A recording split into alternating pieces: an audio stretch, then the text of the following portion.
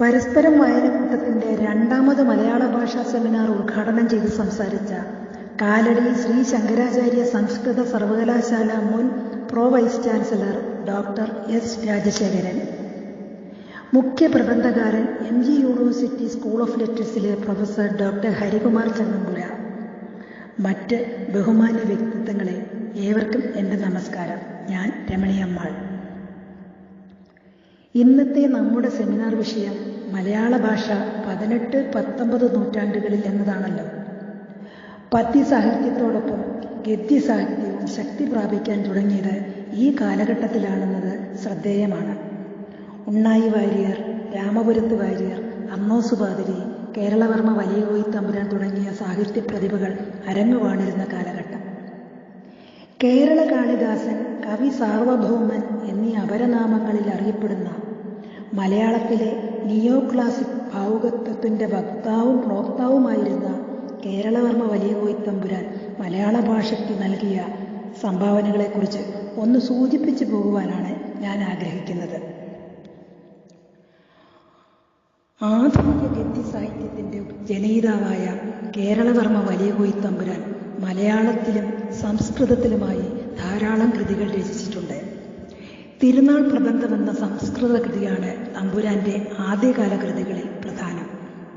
വിശാഖ വിജയം, കംസവധം ചമ്പു തുടങ്ങി 5ഓളം മഹാകാവ്യങ്ങളെ കൂടാതെ അക്ബർ എന്ന ഒരു നോവലും അദ്ദേഹം മലയാളത്തിന് സംഭാവന ചെയ്തു.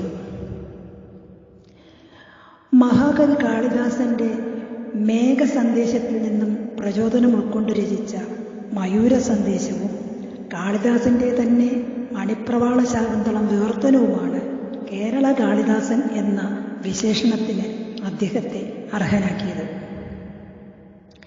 കാളിദാസന്റെ മേഘസന്ദേശം ഭാവനയിൽ നിന്ന് ഉടലെടുത്തതാണെങ്കിൽ മയൂര സന്ദേശം തമ്പുരാൻ സ്വയം അനുഭവിച്ച തീവ്രമായ വിരഹത്തിൽ നിന്നും ഉടലെടുത്തതായിരുന്നു. മയൂര സന്ദേശത്തിലെ മിക്ക ശ്ലോകങ്ങളും സ്കൂൾ കോളേജ് തലങ്ങളിലെ പാഠഭാഗങ്ങളാണ്. ചെറിയ ക്ലാസ്സുകളിൽ ഞാൻ പഠിച്ച ഇതിലെ ചില ശ്ലോകങ്ങൾ ഇപ്പോൾ ഓർമ്മ വരികയാണ്. ഹരിപ്പാട് അനന്തപുരം കൊട്ടാരത്തിൽ ഏകാന്ത തടവിലായിരുന്ന സമയത്ത് തിരുവനന്തപുരത്തുള്ള തൻ്റെ പ്രേയസിയുടെ അരികിലെത്തി സന്ദേശം കൈമാറുവാൻ മയിലിന് ജലമാർഗം വഴി പറഞ്ഞു കൊടുക്കുന്ന സന്ദർഭം.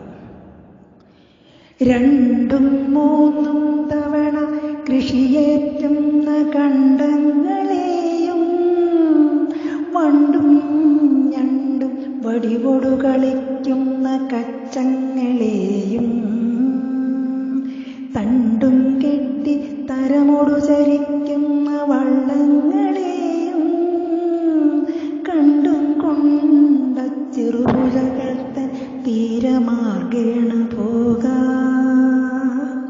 വഞ്ചിക്ഷോണിക്കൊരു തിലകമാമപ്പുറത്തേക്ക് പോകും വഞ്ചിക്കൂട്ടം വരുമളവത്തോടു വാരത്തൊതുങ്ങി വഞ്ചിക്കേണം വളരെ മരനീരുള്ളിലുണ്ടാകമൂലം വഞ്ചിത്ത പ്രാന്തയും അരയരാം നാവിക കയ്യരേ നീലത്തം ചേർന്നിഴവിലകളാൽ നിന്റെ കണ്ടാവയോലം സാലത്തിന്മേൽ പരിചൊടു പറന്നെത്തിയ കുല്യ തൻ്റെ കൂലത്തെ വിട്ടൊരു തരണിതൻ പാമരത്തിൽ കരേറി കോലത്തെ നൽപടുതിയിലുറപ്പിച്ച് നീ വാണുകൊള്ളാ കണ്ടാലാർക്കും കൃതക പതകം തന്നെയല്ലാതുണ്ടാകൊല്ല മനമതിൽ മറിച്ചെണ്ണ മൗവണ്ണമായി മിണ്ടാതെ കണ്ടതിനുകളിൽ ചെന്നു ചേണാർന്ന നിന്നെ കൊണ്ടാടും രണ്ടിരുകരളിലും നോക്കി നിൽക്കുന്ന ലോകം. സാഹിത്യം, വ്യാകരണം തുടങ്ങിയ വിഷയങ്ങളിൽ കേരളവർമ്മ വലിയ കോയിത്തമ്പുരാനും AR രാജരാജവർമ്മയും 2 പക്ഷങ്ങളിലായി നിന്നുകൊണ്ട് നയിച്ച ദ്വിതീയാക്ഷരപ്രാസവാദവും രൂപഭദ്രതാവാദവും ചൂടേറിയ ചർച്ചകൾക്കും കേശവീയം പോലുള്ള മികച്ച കൃതികളുടെ ജനനത്തിനും കാരണമായി തീരുകയുണ്ടായി. ഈ രണ്ട് വാദങ്ങളെയും എതിർത്ത് പരാജയപ്പെടുത്തിയ AR രാജരാജവർമ്മയുടെ അഭ്യർത്ഥനയെ മാനിച്ച് കേരളവർമ്മ വലിയ കോയിത്തമ്പുരാൻ രചിച്ച പ്രാസവിമുക്തമായ കാവ്യമാണ് ദൈവയോഗം.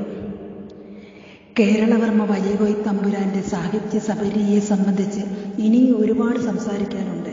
സമയക്കുറവ് മൂലം എൻ്റെ എളിയ ഉദ്യമം ഇവിടെ വെച്ച് നിർത്തുകയാണ്. ഇന്നത്തെ സെമിനാറും തുടർന്ന് അങ്ങോട്ടുള്ള സെമിനാറുകളും മലയാള ഭാഷാ പരിജ്ഞാനത്തെ ഒന്നുകൂടി ഊട്ടിയുറപ്പിക്കുവാൻ ഉതകുമാറാവട്ടെ എന്ന ആശംസയോടെ എല്ലാവർക്കും ഒരിക്കൽ കൂടി നന്ദി പറഞ്ഞുകൊണ്ട് എൻ്റെ വാക്കുകൾക്ക് ഇവിടെ വിരാമമിടുകയാണ്. നന്ദി.